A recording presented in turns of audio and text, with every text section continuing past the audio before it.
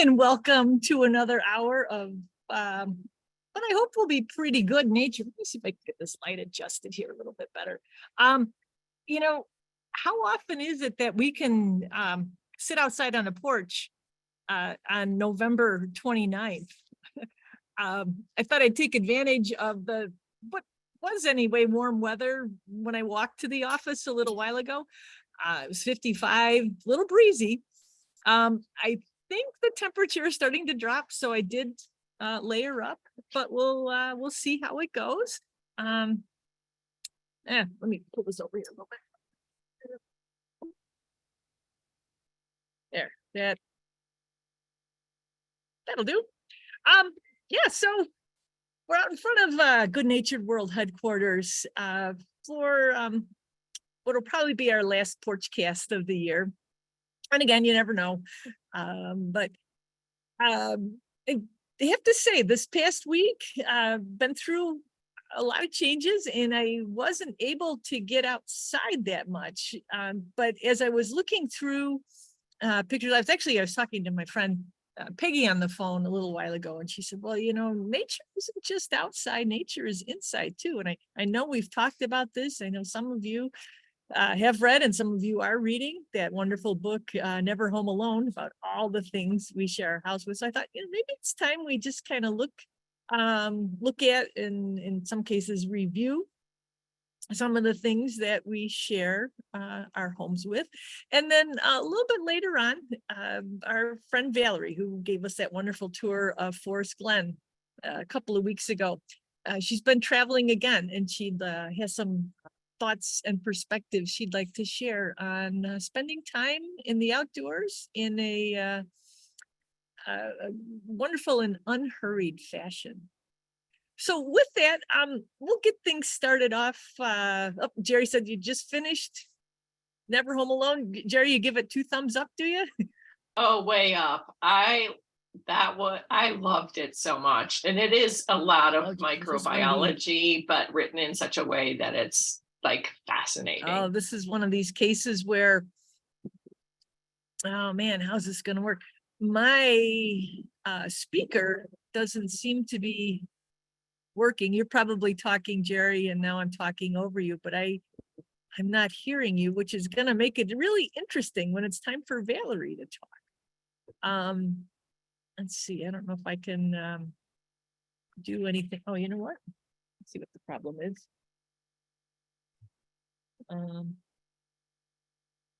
All right. Can you hear me? There we go. I got it. Yay! I very much recommend it. I've actually I'm starting it a second time because there's just so much to absorb, and I don't know the Rob, what was the author's name? Not Rob Curtis. I can't remember either, even though I just finished it last night. Yeah, professor at North Carolina State. Yeah. I think I'm going to have to reread it at some point too, because it is so much information. But now at one point I wanted to go outside and roll around in a forest. And I'm going to have to start making sourdough bread. Yes, okay. And kimchi. And kimchi. I eat a lot of kimchi. I don't know about making it anyway. I'll let you get back to it. Sorry.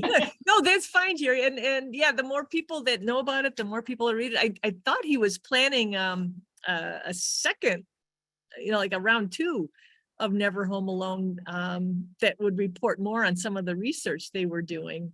Valerie. Oh yeah, Valerie said I'd like to know what his take is on the pandemic, because everybody was home and not alone during those times.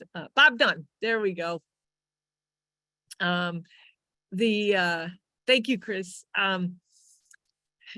Yeah, he was an ecology major in college, and like all ecology majors go in with the starry-eyed dreams of going off to some remote rainforest. I think he was going to head down to, was it Central America or South America, and he was going to discover all the undiscovered things down there. And he found that that's what every ecologist wants to do. And so he refocused and has made some amazing discoveries that are literally right under our own noses. Though I know I've recommended the book to some of my friends who are not so curious about what they share their homes with, and they flat out refused to read it because they didn't want to know what's living in the water heater and in the shower head and in the sourdough starter. But Yeah, anyway, but the whole point is that those things mostly are awesome for Are you. Like helping us. without those things, you would get sick. So don't be so afraid. Just Okay. wash your hands and stop being a germaphobe. Exactly. Yeah. By far, there's so many more things that are using their powers for good rather than evil. In fact, this first little thing I was going to share with you is and Valerie, I know you and I have talked about this. You go to learn more about some of these creatures that you find around the house and or even outside for that matter. And you do say you do a Google search or an internet search, and what comes up but pest control firms, because heaven forbid these things, you let them live. So that's mildly frustrating. but yeah, if you just let them go, they do a lot of good things. Now I'm going to start here with a little video if I can find it here. Let's see, this is gonna, all right. Does everybody see a house centipede moving? So these are some of the good guys. This house centipede, they are not native. I should put that out there. Quite a few of the things that live in our houses are what we call cosmopolitan species. They have through humans moving around the globe, these animals have hitched a ride and they have moved with us. Some have gotten to be kind of invasive, especially those that can live outdoors. But a lot of the ones that are living inside, they're doing here in their adopted country what they did in their homeland, which is help control things. So centipedes, they are. Let's back this up a little bit.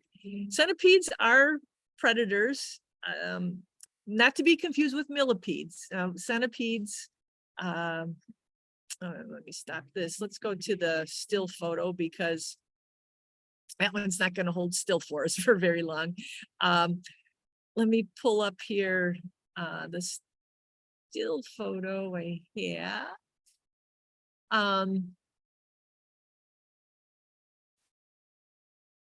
we go.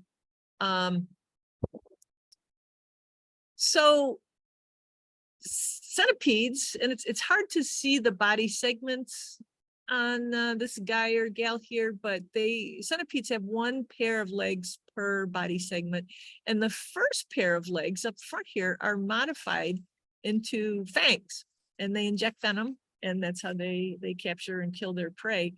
The back legs, so just to orient ourselves here, let's see, we've got our head up here to the right, and then off to the left is the rear, and the final pair of legs are modified too into antennae like things, sensory organs. And here's a whole list here on the side of things that they feed on: cockroach nymphs, carpet beetle larvae, bedbugs, silverfish, crickets, earwigs, flies, moths, things that again, they can spiral out of control if they're allowed to their own devices. So yeah, I believe these guys have a chapter in Never Home Alone. And if they don't in the current book, they deserve one in the next one because they are really cool and really helpful too. This next one, not so helpful. We can see there's an M up here on the pronotum. Here's another one, another M. This is the multicolored Asian lady beetle. Now, these two examples both show individuals that have lots of spots, but they can have no spots. They can have 2 spots. That's where the multicolored part comes in. They can have all sorts of varied markings, and they can be orange, they can be red, they can be almost yellow. But they all, regardless of the markings on the wing covers here, they all share a similar M-shaped marking up here on the shield, the pronotum that covers the head. So I was talking to my friend Peggy, as I mentioned, and she said, well, you know, the ladybugs have started to come in. You might want to give people a heads up to make sure their windows are caulked and weather stripped. That's really our best line of defense. There's not really anything we can do to make these things go away in their native country or their native continent of Asia. It's their instinct to seek out crevices to overwinter in. And around here, now this is a species that was brought here on purpose. I think there were multiple introductions actually to help beat back the soybean aphid. So there was an agricultural twist on why they were brought here. But they succeeded beyond anybody's wildest dreams or wildest imaginations, and are pretty much everywhere now. Yes, they do emit an odor. Yes, they can bite, but it's not something I've had one person one time tell me that they had a reaction to a bite. They are also predators. So now when they come in the winter, they're not so much in feeding mode. They're just looking for a place to hang out. And as we've so often talked about, our indoor humidities are so low that oftentimes they don't survive. They come in and they dry out. So the context that Peggy and I were talking about them, she said, you know, we are probably the only 2 people that do this, but I have a few in this group. There might be a few more. When she noticed her first one, she was slicing up a squash for dinner. So she actually cut off a little part so that the lady beetle could have something to chew on, something to get some moisture from. So you can do that too if you want to welcome them.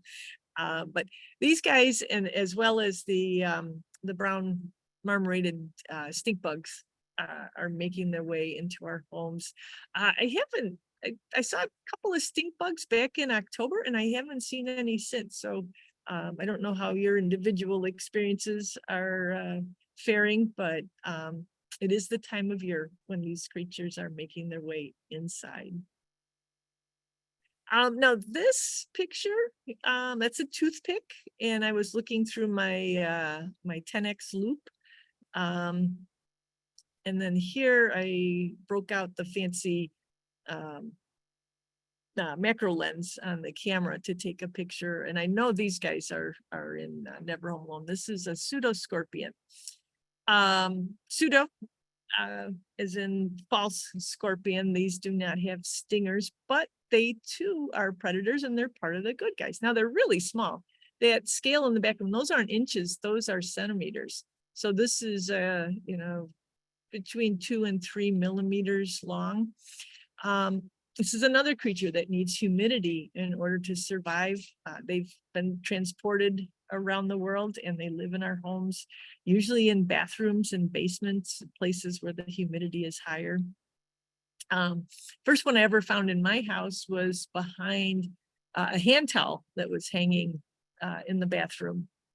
So you know, maybe a little microclimate had formed there. This particular one was not alive when I found it. It had already dried out, but it was in the bathroom that I have on the lower level. And they eat appropriately sized prey. I know they've been called the librarian's friend because they are known to feast on book lice. So If you are a collector of old books, you might want to encourage the pseudoscorpions population in your house. And then we've got this creature here. This is a yellow sac spider. And this is a spider, back when I was in high school and we were, I can't remember if it was biology or if it was the animal behavior class I took, we were encouraged to do experiments with either insects or spiders. And I set up an experiment. It was something with feeding behaviors in spiders, and I had a couple different kinds. And one spider crawled over the barrier in their enclosure and it ate the other one. Kind of killed my hypothesis, but for much of my growing up years in my parents' house, this was the only spider we had, and I was kind of bummed because my folks had built their house, and so we kind of didn't have a lot of the cool things that people who lived in older houses had. And I thought, yeah, we just got these boring yellow spiders. Well, they come to find out they actually are kind of tough, and they do have fangs that can pierce human skin. But I was doing a little research on them not too long ago, and good old bug guy, they had a link to a study that was done, and it basically said that these guys are falsely accused of being spiders that are medically significant. Some studies have thrown yellow sac spiders in with brown recluse and black widows as having a venom and a bite that can be really harmful to people. But let's see, I don't know if I can get this whole thing to display here. The aspects incriminating spiders as medical scapegoats are partly due to human psychology of placing blame on a readily recognizable source, and partly are a reflection of medical consensus where repetitive citation leads to a widespread acceptance of a spider species as a thermonecrotic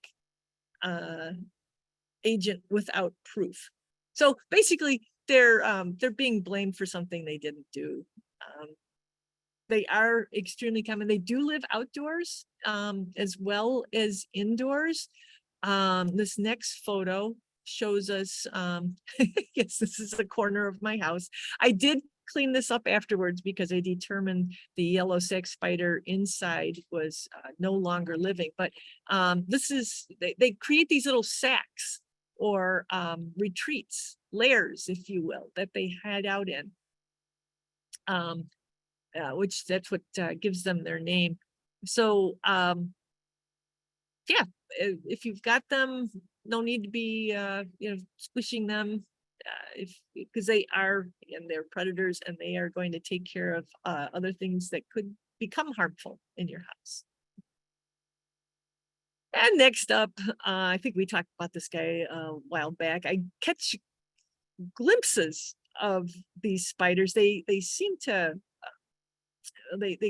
they are fast, I think, in their own right, but then they also, the way they run, they create this illusion of being super fast. This is the eastern parson spider, another spider that can pierce human skin, but is not known to cause any significant reaction. Their venom doesn't react unless you're happen to be allergic to their particular type of venom, but it's not particularly strong.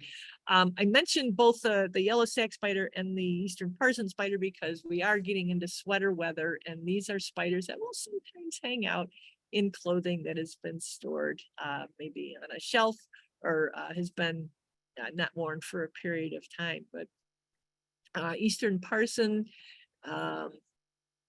gets its name from this marking here on its back. Supposedly resembles the collars, the white collars that parsons, preachers used to wear back in the day. The eastern parson spider. Maybe you're lucky enough to have some too. And then no, so this, I'm actually going to be changing internet providers pretty soon at home, making the leap away from one large national company to a fiber optic provider in the area. And in order to do that, I had to, wanted to make sure things were a little tidied up in places I haven't tidied up in a very long time, down in my lower level where the new provider will be accessing. So anyway, I moved up a magazine rack and I found this fantastic spider silk created by this spider right here. And you can see there's actually a funnel web here, but this is not the most common funnel weaver that we see in this area. That would be the grass spider, Agelenopsis pennsylvanica is what we have in this area. But this is actually the barn funnel weaver. It's in the same family as the grass spider. And, as we've talked about in the past, a lot of times these families, they share certain characteristics. And in this case, it's that they spin this really, they lay down just layers and layers of silk. And then there's a little funnel retreat that they hide in. This was a really good sized spider. It wasn't terribly cooperative in terms of letting me take its picture. See if we can zoom in a little bit. Yeah, it's pretty blurry, but it's got very faint banding on its legs, and it's got this kind of cool pattern here on its back. You can see it had been living there for a very long time and was pretty successful at finding things to eat. Here's another picture of it. Let's see, I think I was trying to show the eye pattern, but can't really zoom in a little bit. This is a spider that this web is what insects will walk over and create vibrations. It's not a sticky web that traps the insect, but the spider hangs out in the funnel end of the web and then comes out when it senses that something has come treading upon its web there. Let's see if we can zoom in on this one. Yeah, this one isn't too well focused either, but barn funnel weavers are also non-native, but have traveled around the world with people. There's some thought that this spider has been in North America for centuries, that it was one of the early arrivals, but it's pretty closely associated with humans. I think it can live outside, but it does really well inside in barns and also in magazine racks like this one. Now, just as a comparison, so here's our barn funnel weaver, and then here's its cousin, the grass spider. This was, this one here was one that was living in my garage, and then this one here was good old dining room spider who I kept a couple of years ago. She was the spider that was living between the screen and the window in my dining room, and I felt sorry for her because she wasn't catching many things in there. So I brought her in, and she over time built a pretty impressive funnel web herself. This is a spider. Now, if we look at it, just a quick glance, you might think, well, gee, it's got markings that are similar to that wolf spider we talked about a while back. But if we look more closely, we look towards the back and we see those two projections there, which are the spinnerets produce the silk that makes the web. And the wolf spiders, they are ambush predators, so they don't have those projections back there. But grass spider is a kissing cousin to the barn funnel weaver. All right. So these are not living in my house. although, there's a few, Laura, I know you said you'd spotted a deer crossing Main Street here in St. Charles just a couple of weeks ago. Yeah, it was a buck. Yeah. And I had seen what I'm pretty sure was a doe several times this summer over here. Was it like 8th or 9th Street by Haynes? That's where I parked the park district van that I use for doing programs. So I'm over in that area quite a bit. And oftentimes I'd be coming home after an evening program, and I would catch a glimpse of a doe right, in an actual neighborhood. And Laura, you said that you saw it was it by the Dairy Queen? Yeah, it was crossing like from the Dairy Queen toward Thompson, which is right next to Haynes. So I have a feeling he had an idea some does might be around there. Well, maybe I'll have to walk home that way tonight and see if there's any See action. if there's any action. But yeah, it is mating season, or what's called a rut for these animals. And boy, back when I worked at Red Oak, we used to marvel. There were some really big really big deer, but not those bucks that would roam. Red Oak is well, now I guess it's been annexed to North Aurora. For a long time, it was sort of this no man's land in between Batavia and North Aurora. But it's across from Les Aaron's Forest Preserve. So there's open space on both across from the river, I should say. And there's open space on both sides of the river, and these bucks would come swimming across the river. It might be 25 degrees out, and they'd be chugging across, going from one doe hangout to another, and they'd come up out of the water, and they'd be steam coming out their nostrils and steam rising off their backs. It was pretty impressive, the lengths that these guys go to find their ladies. But the reason I brought them up today is because Valerie has spent some time amongst our white-tailed friends very recently. Valerie, are you with us tonight?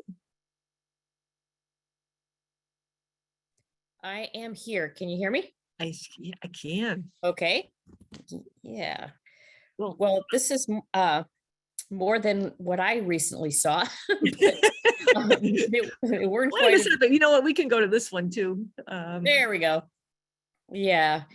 So what have you been up to, Valerie? Well, I took my annual trip to Wisconsin to go deer hunting, and what Pam and I were talking the other day about, well, what one big part of hunting is observing. And as a naturalist, I would like to think that I'm a pretty good observer, but in the regular part of the year, my observing is in real short little clips, or you might say like little sound bites almost.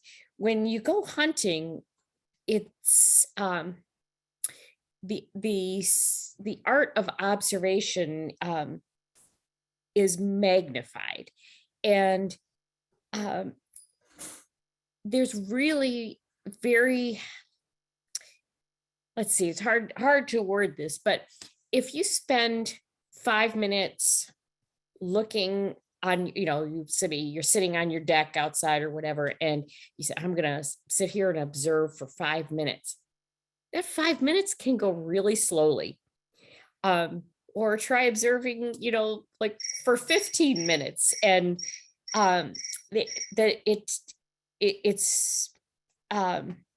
it's hard for most of us to sit still that long, and not only to sit still, but to use all of our senses in a different way.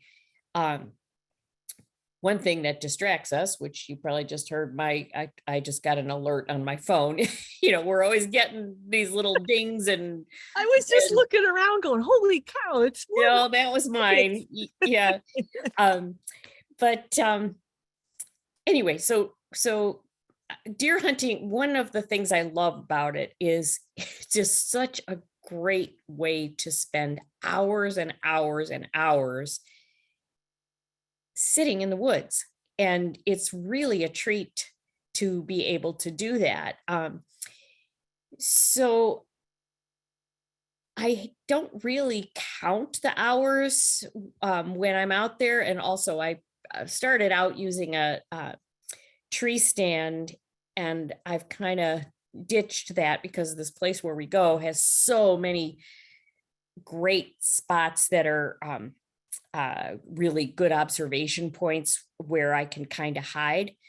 That's also sort of fun because I end up making a little fort out of whatever material is right there. There are these big boulders and, fallen branches and this and that, and just kind of settle in there.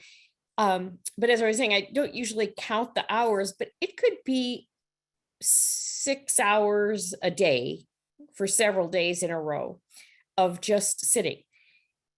This year was exceptional in that it was really mild out and no precipitation.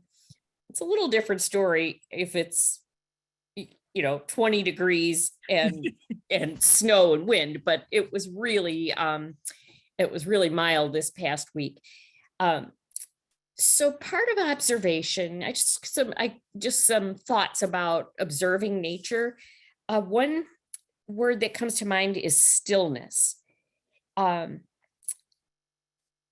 Stillness is more than just not moving. It's kind of a frame of mind and a part of having your spirit be still. And that opens up all the senses that we have, but often are too busy to realize. And I have a quote here from John Burroughs. Some of you may be familiar with John Burroughs, who wrote The Art of Seeing Things, that was published in 1921. Burroughs said, "Seeing is the art of keeping your eyes and ears open." And I would say seeing in that true sense of having your eyes and your ears open, and even your sense of smell and perhaps your sense of touch, that requires you to be still for you to observe in all that fullness. And Burroughs also said, look intently enough at anything and you will see something that would otherwise escape you. So if you're sitting, it could be in a prairie, a field or a wetland or the woods, but look intently at let's say the canopy of trees, and you'll definitely see something that otherwise would escape you. Sitting still too, I really just got settled into my little fort, and I wasn't seeing any deer or anything, but the lots of squirrels up there, and the squirrels, when they bounce around in the leaves, make me think, oh, here comes a deer or whatever. Well, it's just another squirrel. I watched this fox squirrel who was making all this noise across the ravine do one of those like tightrope walking over a tree over the ravine. There you go. And he came sauntering up to me and obviously did not know I was a human sitting there. And he sniffed my boots. I moved my head ever so slightly, which alerted him. And he didn't go like, he wasn't like startled or shocked. He did just move. But if I hadn't moved my head, I swear he would have gone right into my lap. And that is it's like when you blend in that well, you get to see some really cool things like that. And birds that'll come like on a limb just a couple feet from you. And also I was observing last week, it very oddly watching insects. That's how warm it was in November in Wisconsin. That got me to thinking about insect. There are some insects that pollinate things way into November. So an example is our witch hazel. You guys may have witch hazel trees in your landscaping. There are two species commonly around here. The one blooms in spring and one blooms now in November and December. Well, if they're blooming, there's a reason for them blooming. They need to be pollinated. There are moths out in these cold months, a large group of moths called owlet moths pollinate witch hazel trees at night when these blossoms are open. So I was observing these insects flying around and thinking there's got to be a reason these guys are able to come out after last week's cold. They hadn't quite gone into diapause or overwintering, but they're ready. They're out again.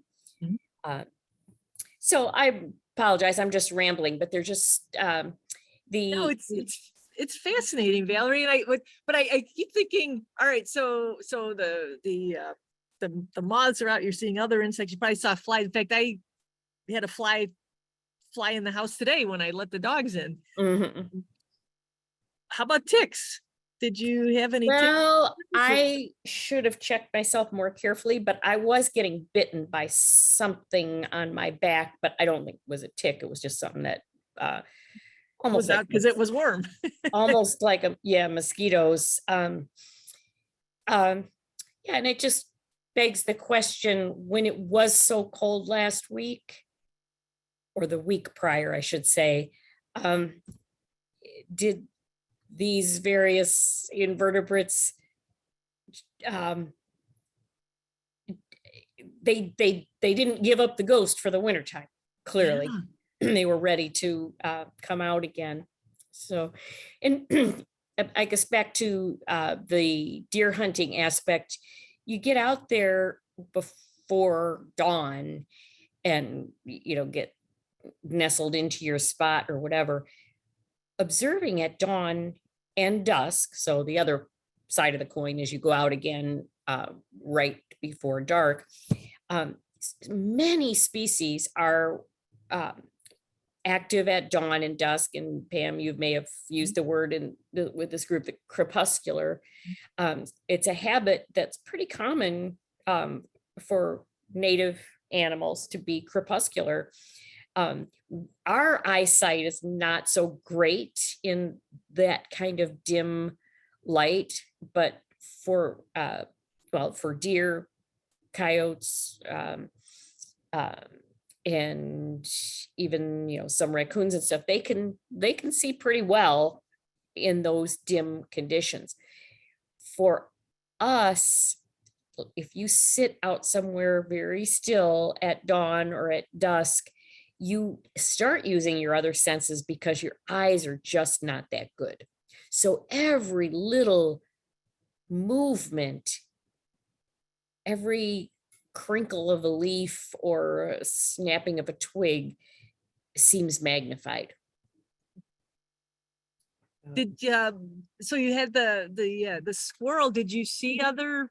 Yeah. So at dawn, one morning, a very nice buck was sort of making a semicircle behind me, and I couldn't turn around to mount the rifle to make a safe shot. But I was just listening, and I was just so keyed into that movement, and two hefty raccoons go waddling by.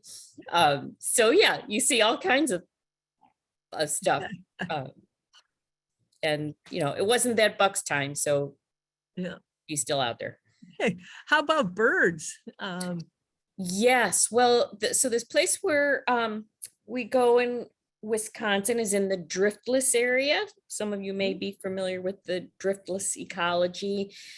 So it's southwestern Wisconsin, Unglaciated. unglaciated and very steep ravines and so on, and little rivers and streams. There's a nice trout stream that goes through this property.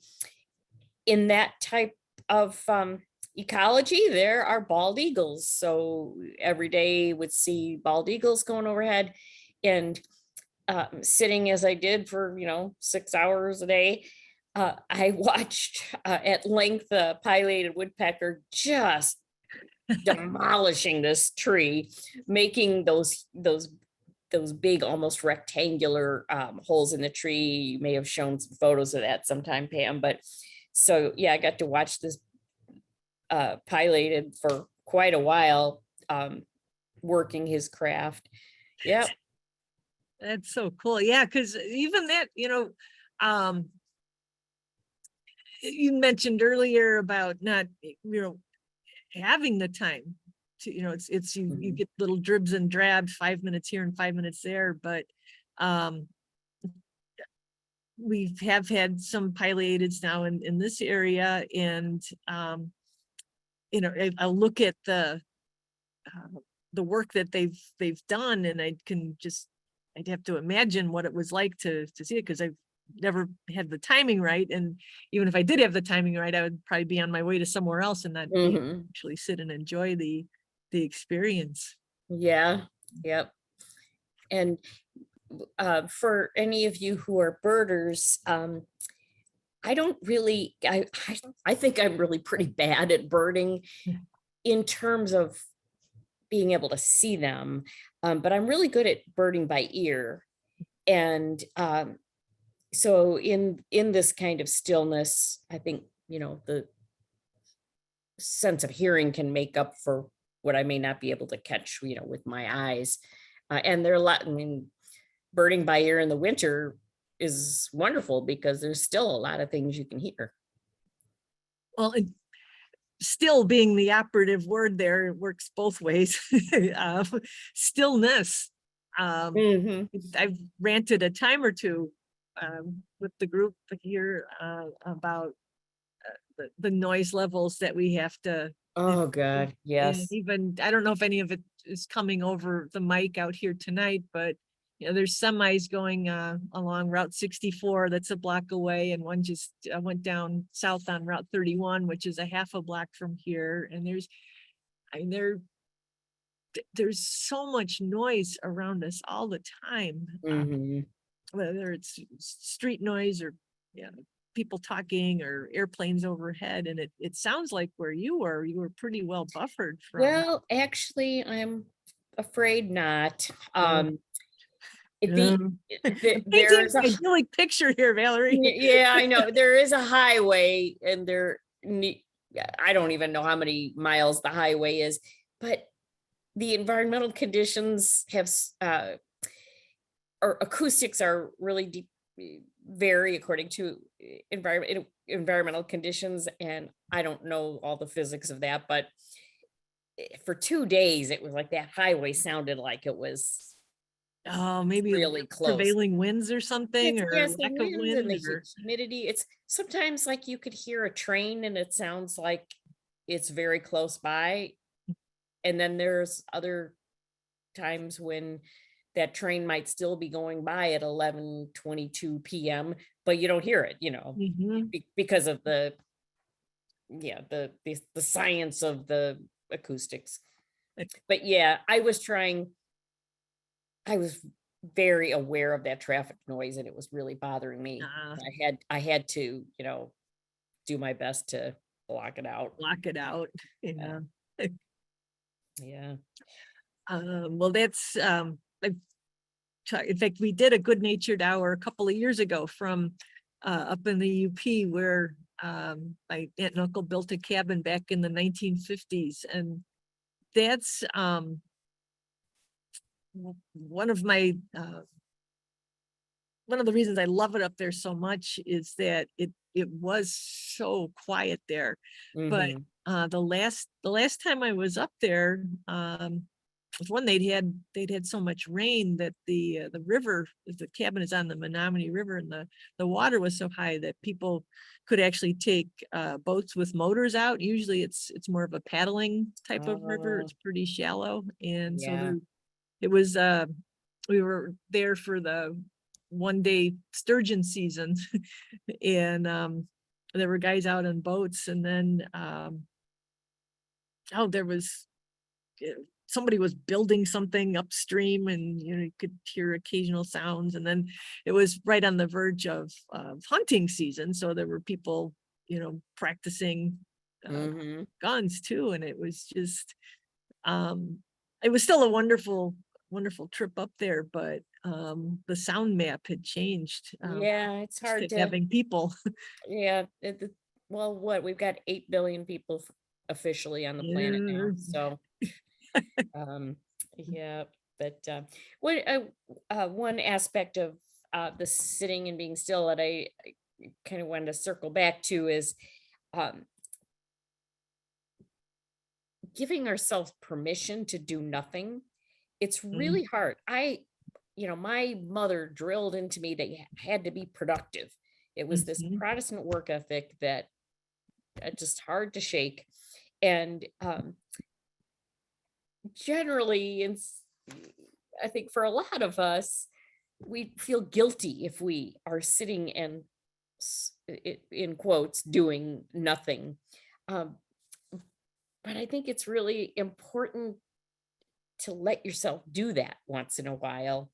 And I know it's hard if you work, you got kids, you got activities and things that you get engaged in. Um, but sometimes you just have to say, I'm just gonna well, and enjoy you were myself and be sitting, still. you were actively listening and smelling and all of those Hmm. things, but I think again, in our modern our typical lives, if we are gonna sit and do nothing, it's with the TV on, or There's um, phone, the yeah. talking. Yeah, yeah, and you're not truly plugged into your surroundings. Well, I guess you're plugged into your TV, Mhm. but as Yeah, far as letting those, because observation skills kind of, they need to be honed. You yeah, can't, it's really the times when I've been able to just sit down on a log or a rock. It takes a while to get into that mode, where you start to truly see yeah. things and see with your ears. Right. And now, of course, with the holidays, it's not even December yet, but Christmas is upon us. And that is tends to be such a stressful time for people. I think deer hunting season is is just well timed because it makes you break away from that. Yeah, my husband Rod said to me as we were tracking this deer and up this hillside, he said, I'm so glad we're doing this and not buying a Christmas tree today. Um, Didn't go to the mall, did you? we did not go to the mall. Nope. Ah, that's awesome.